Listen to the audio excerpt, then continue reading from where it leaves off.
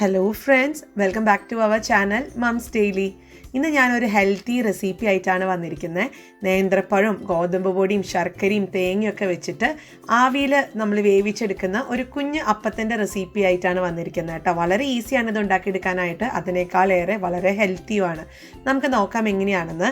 അതിനായിട്ട് ഞാനിവിടെ ആദ്യം ഒരു നേന്ത്രപ്പഴം എടുത്തിട്ടുണ്ട്. പക്ഷേ ഈ നേന്ത്രപ്പഴം മുഴുവൻ നമുക്ക് വേണ്ട. ഞാനിവിടെ ഒരു കപ്പ് ഗോതമ്പ് പൊടിക്ക് അര ഭാഗത്തോളം ഉള്ള നേന്ത്രപ്പഴമാണ് എടുത്തിരിക്കുന്നത്. ഇതിനകത്ത് നേന്ത്രപ്പഴം തന്നെ വേണം എന്നൊരു നിർബന്ധമില്ല. നേന്ത്രപ്പഴം ഇച്ചിരി ഹെൽത്തി ആയതുകൊണ്ട് ഞാൻ അങ്ങ് എടുത്തുന്നേ ഉള്ളൂ. നിങ്ങൾക്ക് റോബസ്റ്റ പഴം വേണമെന്നുണ്ടെങ്കിൽ അത് എടുക്കാം, അല്ലെങ്കിൽ പാളയംകോടൻ പഴമൊക്കെ ഉണ്ടല്ലോ, ഏത് പഴം വേണമെങ്കിലും എടുക്കാം. എനിക്ക് തോന്നുന്നു ഇച്ചിരി കൂടെ ടേസ്റ്റ് എന്ന് പറയുന്നത് ഈ റോബസ്റ്റ പഴം തന്നെയാണ്. അപ്പോൾ അതാ ഞാൻ ഈ ഒരു നേന്ത്രപ്പഴം ഇവിടെ ഉണ്ടായിരുന്നുള്ളൂ കേട്ടോ, അതുകൊണ്ടാണ് ഞാനിത് എടുത്തത്. അല്ലെങ്കിൽ ഞാൻ ഒരു റോബസ്റ്റ പഴം എടുത്തേനെ. ഇനി നമുക്ക് ചെയ്യാനുള്ളത് ഇതുപോലത്തെ ഒരു ഫോർക്കോ അല്ലെങ്കിൽ ഒരു സ്പൂണോ വെച്ചിട്ട് ഈ പഴം ഒന്ന് നമുക്ക് നന്നായിട്ട് തന്നെ ഒന്ന് ഉടച്ചുടച്ച് കൊടുക്കണം.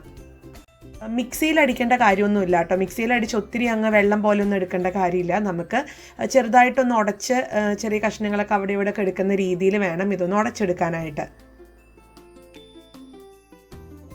അപ്പോൾ നമ്മുടെ ഈ പഴം ഈ ഒരു പരുവത്തിനാണ് ഞാൻ ഉടച്ചെടുത്ത് വന്നിട്ടുള്ളത്. അപ്പോൾ ഇതൊന്നും ഇവിടെ മാറ്റി വയ്ക്കാം. ഇനി നമുക്ക് എങ്ങനെയാണ് ഇതിൻ്റെ ഒരു മിക്സ് തയ്യാറാക്കുന്നത് നോക്കാം. അതിനായിട്ട് ഞാനിവിടെ ഒരു ബൗൾ എടുത്തിട്ടുണ്ട്. ഇതിനകത്തോട്ട് ഒരു കപ്പോളം ഉള്ള ഗോതമ്പ് പൊടിയാണ് ചേർത്തിരിക്കുന്നത്. ഇതിനങ്ങനെ പ്രത്യേകിച്ച് അളവ് കപ്പ് വേണമെന്നൊന്നുമില്ല. നിങ്ങൾ എടുക്കുന്ന കപ്പിൽ വേണം ബാക്കിയുള്ള കാര്യങ്ങൾ എടുക്കാമെന്ന് മാത്രം. പിന്നെ ഞാൻ ചേർത്ത് കൊടുക്കുന്നത് ഒരു 1/4 കപ്പോളം ഉള്ള ശർക്കരയില്ലേ, അത് ഞാൻ ചെറുതായിട്ടൊന്ന് ഇടികല്ലിലൊന്ന് ഇടിച്ചിട്ട് മിക്സിയുടെ ചെറിയ ജാറിലൊന്ന് പൊടിച്ചെടുത്തതാണ്, അല്ലെങ്കിൽ തരിതരിയായിട്ട് എടുത്തിട്ടുള്ളതാണ്. അതൊരു 1/4 കപ്പോ അല്ലെങ്കിൽ നിങ്ങളുടെ മധുരത്തിനനുസരിച്ച് ചേർക്കാം. പിന്നെ ഞാൻ ചേർത്ത് കൊടുക്കുന്നത് തേങ്ങയാണ്. അത് 2-3 ടേബിൾ സ്പൂൺ തേങ്ങ ചെരുകിയത് ചേർത്ത് കൊടുക്കാം. പിന്നെ ചേർക്കുന്നത് തൈരാണ്. തൈര് നല്ല പുളിയുള്ള തൈരൊന്നും ഉപയോഗിച്ചേക്കരുത്. വളരെ പുളി കുറഞ്ഞിട്ടുള്ള ഒരു മൈൽഡായിട്ടുള്ള പുളിയുള്ള തൈര് ഉപയോഗിക്കുക. അതൊരു 3 ടേബിൾ സ്പൂൺ ചേർത്തിട്ടുണ്ട്.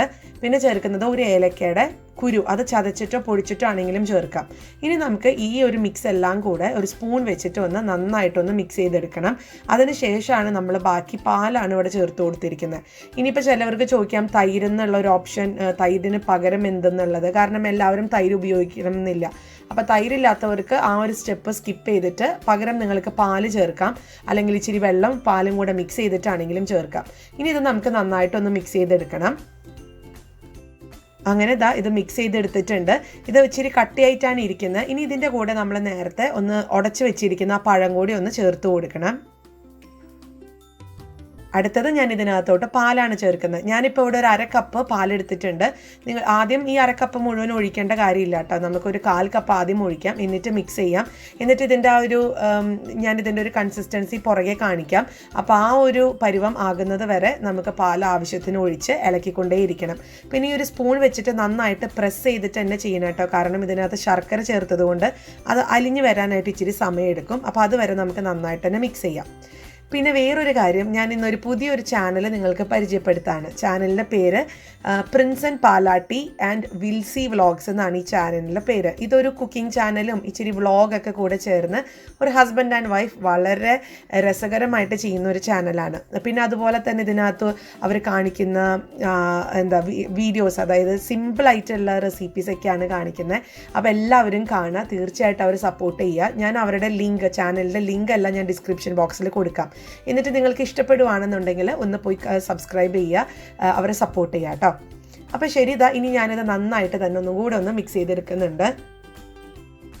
അങ്ങനെ 1/2 കപ്പ് ഞാൻ പാലെടുത്തതിൽ ഇത്രയും ബാക്കി നമുക്ക് വന്നിട്ടുണ്ടായിരുന്നേ. ഇനി നമുക്ക് ഇതിനകത്തോട്ട് 1/4 ടീസ്പൂണോളമുള്ള ബേക്കിംഗ് സോഡ, ബേക്കിംഗ് പൗഡർ അല്ല ബേക്കിംഗ് സോഡയാണ് ചേർക്കുന്നത്. എന്നിട്ട് ഇത് സ്പൂൺ വെച്ചിട്ട് ഒന്നും കൂടി ഒന്ന് മിക്സ് ചെയ്യണം. ഞാനിങ്ങനെ വീഡിയോസ് ഇടുമ്പോൾ എല്ലാവരും മിക്കവരും എന്നോട് പറയാറുണ്ട്, എല്ലാവരും ഞാൻ പറയുന്നില്ല, മിക്കവരും പറയും നിങ്ങളുടെ റെസിപ്പീസിലൊക്കെ ബേക്കിംഗ് സോഡ, ബേക്കിംഗ് പൗഡർ. കാരണം ഇത് നമ്മളിങ്ങനെ കാണിക്കുന്ന നന്നായി വീർത്തൊക്കെ വരുന്ന അപ്പത്തിനൊക്കെ നമ്മൾ ഇതുപോലെ ബേക്കിംഗ് സോഡയോ ബേക്കിംഗ് പൗഡറോ ഈസ്റ്റോ ഒക്കെ ചേർക്കുന്നതുണ്ട്.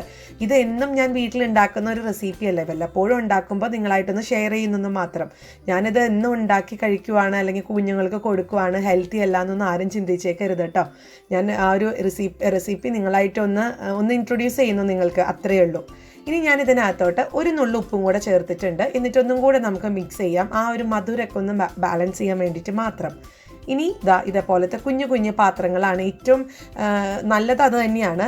പക്ഷേ ഇനി സമയം ഒത്തിരി സേവ് ചെയ്യണം എന്നൊക്കെ ഉള്ളവർക്ക് നമ്മുടെ വീട്ടിൽ ചോറും പാത്രം ഉണ്ടല്ലോ, സ്റ്റീൽ പാത്രം, ഈ കുഞ്ഞുങ്ങൾക്കൊക്കെ ചോറ് കൊടുത്ത് വിടുന്നത് ചോറും പാത്രം, അതിനകത്ത് ഇതുപോലെ നെയ്യോ അല്ലാന്നുണ്ടെങ്കിൽ എണ്ണയൊക്കെ ഒന്ന് ചെറുതായിട്ടൊന്ന് തൂത്ത് കൊടുക്കാം. എന്നിട്ട് നമുക്ക് ഒഴിക്കുവാണെങ്കിൽ നല്ല തിക്കായിട്ടൊരു കേക്കൊക്കെ പോലെ നമുക്ക് കിട്ടും.